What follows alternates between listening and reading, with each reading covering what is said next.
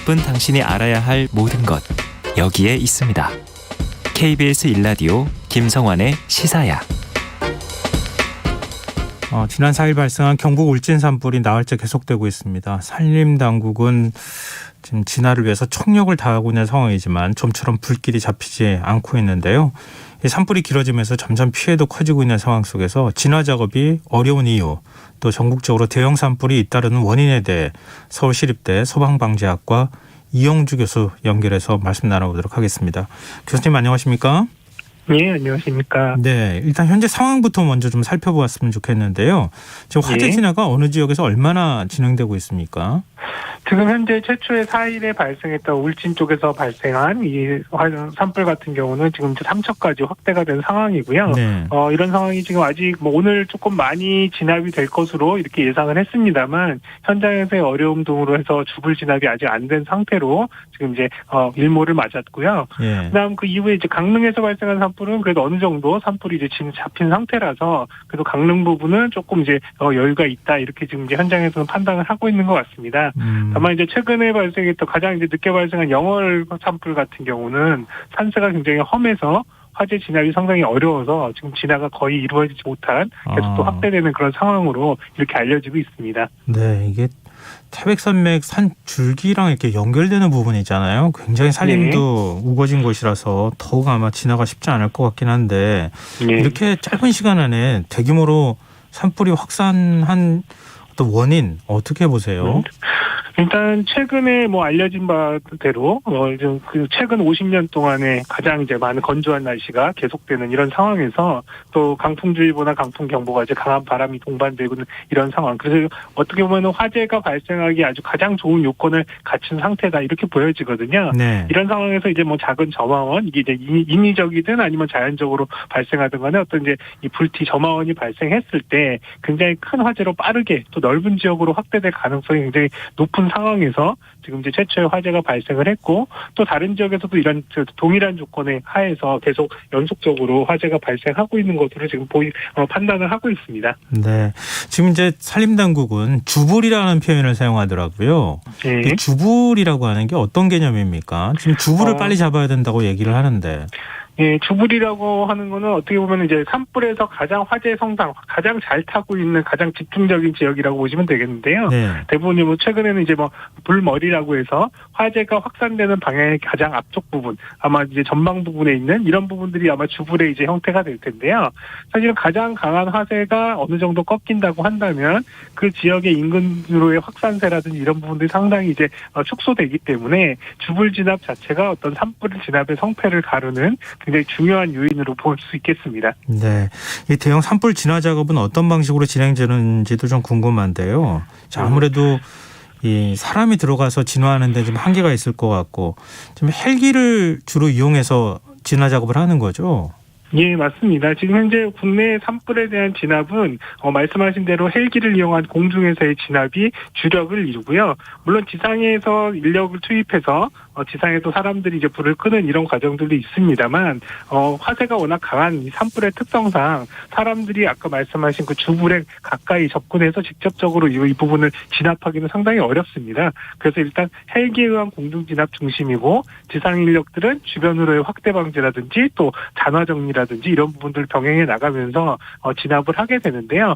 다만 문제는 야간의 경우에 이제 일몰이 되면 사실은 주력으로 진압을 할 수 있는 헬기를 사용할 수 없다라는 이런 한계에 봉착을 하게 되거든요. 네. 그렇기 때문에 야간 같은 경우에 적극적인 진압이 이루어지지 못하면서 또 야간에 강한 바람이라든지 돌발 변수에 의해서 이튿날 아침까지 화재가 확산세가 이제 더 커지는 이런 상황들 혹은 또 재발화가 발생한다든지 이러한 경우가 발생하는 경우에 상당히 이제 산불에 대한 진압이 더뎌지고 어려워지는 상황이 발생할 수 있습니다.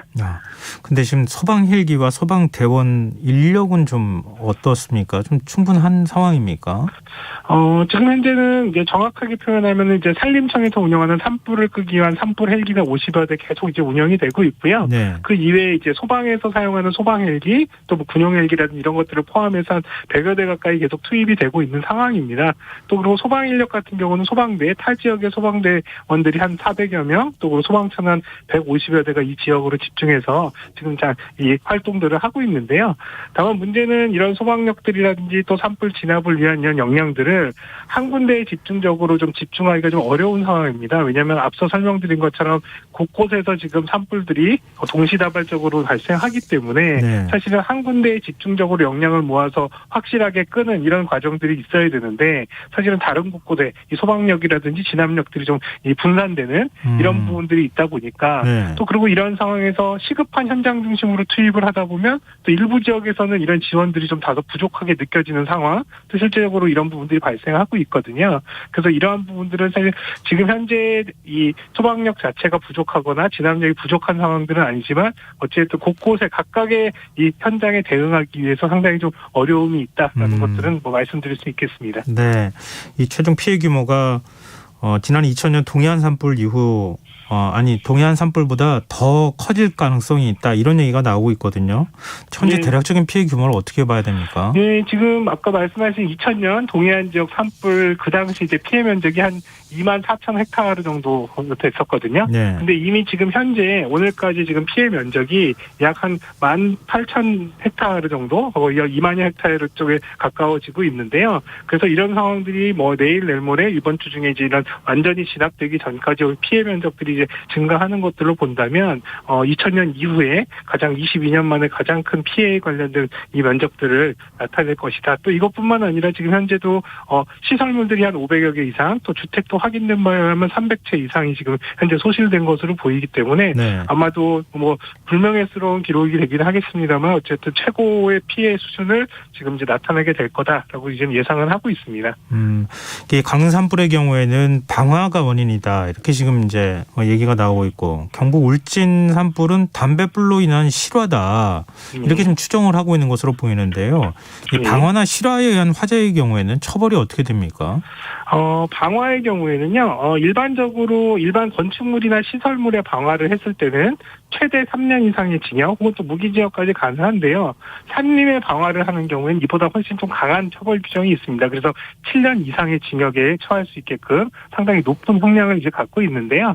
다만 이제 문제는 여기서 이제 이를테면 일반적인 실화의 경우에는 뭐 건축물에서 일반 시설물이나 건축물에서의 실화의 경우에는 이런 분의 처벌 규정이 없습니다만 산불의 경우에는 실화인 경우에도 과태료를 최대 100만 원까지 이렇게 물릴 수가 있습니다. 다만 이제 일각에서는 이런 실화에 대한 책임에 대한 부분들이 과태료가 너무 적은 거 아니냐라고 이제 이렇게 이제 판단하시는 분들도 있긴 합니다만 어쨌든 실화라고 하는 것 자체가 일부러 의도성이 있거나 목적성이 있는 부분이 아니기 때문에 이런 처벌 규정 중심으로 뭔가 예방을 하는 것들은 분명히 한계가 있을 수밖에 없어서 이런 부분들은 계도라든지 또 이를테면 여러 가지 홍보라든지 또 예방 활동을 통해서 좀 이 화재 발생을 좀 억제하는 그런 이제 방법들이 좀 필요로 하는 것으로 보입니다. 네. 좀 시간을 돌려보면 거의 이제 해마다 대형 산불이 발생하고 있다고 해도 과언이 아닌데 이런 산불을 좀 막을 수 있는 방법 없을까요? 사실 산불이라고 하는 게 상당히 좀 독특한 특성이 있는데요. 예를 들면 이제 자연적인 자연재해, 불가항력적인 자연재해의 특성도 가지고 있고 또 사람에 의해서 발생하는 인위재난이라고 하는 이런 특성들을 다 가지고 있거든요. 네. 그러니까 이제 사람에 의해서 발생하는 재난, 인위재난이라는 특성상으로 본다면 적극적인 예방을 통해서 이런 부분들의 발생을 최대한 줄일 수 있다라는 점도 있겠지만 또 반대로 천재지변처럼 불가항력적인 어떤 자연적으로도 발생하고 하기 때문에 이런 부분들은 예방만으로는 한계가 분명히 있는 재난이거든요. 그렇기 때문에 당연히 예방에 대한 부분들을 좀 더 강화할 필요도 있겠습니다만 화재가 그럼에도 불구하고 발생했을 때 빠르게 화재를 감지하고 또 이런 대형 산불화 됐을 때 대응 가능한 진압 장비라든지 진압 전술 이런 것들의 진압 능력을 좀 더 강화하는 이런 부분들이 네. 좀 더 필요하지 않을까 싶습니다. 물론 네. 이전에도 이런 부분들은 계속 지속적으로 강화돼 왔습니다만 매년마다 최근 들어선 거의 매년마다 이런 이제 사고들이 이런 산불들이 반복되고 있으니까 과거보다는 좀 더 적극적으로 좀 획기적으로 이런 부분들의 진압 능력들을 상향할 필요는 있겠다 생각이 됩니다. 네. 교수님, 산림청에서 내일 오전까지 주불 진화를 목표로 하고 있다 이렇게 밝혔는데요. 내일쯤이면 네. 좀 잡힐 가능성이 있겠습니까? 지금 해당 지역의 이제 기상 예보를 좀 살펴보면은 습도는 여전히 낮은 상태이긴 합니다. 건조한 상태고요. 대신에 이제 바람은 아주 강한 수준은 아니고 일반적인 수준이기 때문에 오늘 밤 사이에 크게 확대되지 않는다면 내일 중에 어느 정도 완벽한 상태까지는 아니지만 주불의 화세를 어느 정도 잡을 수 있을 것으로 좀 기대를 해볼 수 있을 것 같은데요. 네. 그리고 지금 내일 모레까지는 큰 바람에 관련된 부분들은 없을 것으로 보여서 아마도 내일이나 내일 모레까지 어떤 주불 진압이 굉장히 중요한 시기가 될 것으로 보입니다. 이때 만약에 잡히지 못한다면 아마도 주말까지 계속 이어질 가능성이 있고 이번 주말에 이제 비 예보가 있기 때문에 이번 주말에 비 오는 시점 전후로서 이 화재에 대한 부분들이 조금 더 이제 진압 단계로 접어들지 않을까 생각이 됩니다. 네, 좀 부디 빨리 좀 산불을 좀 잡을 수 있었으면 좋겠습니다. 네, 오늘 말씀 고맙습니다. 예, 감사합니다. 네, 지금까지 서울시립대 소방방재학과 이영주 교수였습니다.